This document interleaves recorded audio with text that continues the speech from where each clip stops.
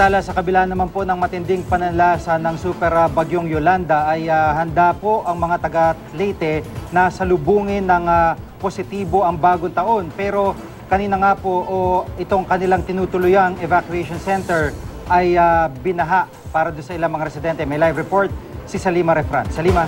Yolanda, iramdam na ang init ng pagsalubong sa bagong taon dito nga sa Tacloban City. Pero tuloy pa rin ang kalbaryo para sa ilan natin mga kababayan dito. Dahil nga sa tuloy-tuloy na pag-ulan, Jiggy, ay binaha yung ilang tent city dito sa Tacloban.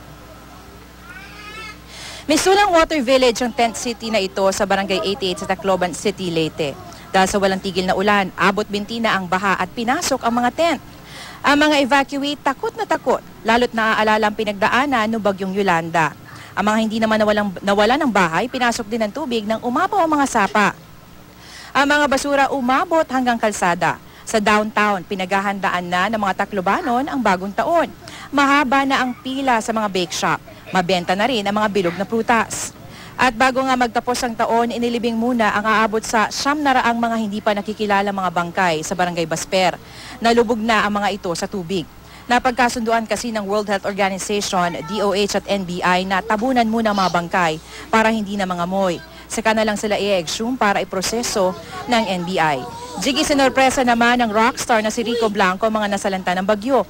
Hinaranan niya ang mga residente at tinuruan pa ng tamang paghuhugas ng kamay ang mga bata. Taga Leyte ang nanay ni Rico at dito na siya magbabagong taon. Jiggy, mamaya nga ay magtatanghal sa isang mini concert sa Tacloban City Hall itong si Rico Blanco. At may nag-donate din ng isang fireworks display sa Tacloban City para pasahin naman ng mga residente at maramdaman nila ang pag-asa na dala ng bagong taon.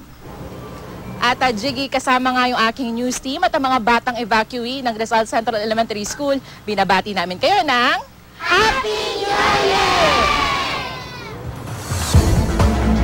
Happy New Year, Salima, at sa buong team at mga bata dyan sa Tacloban.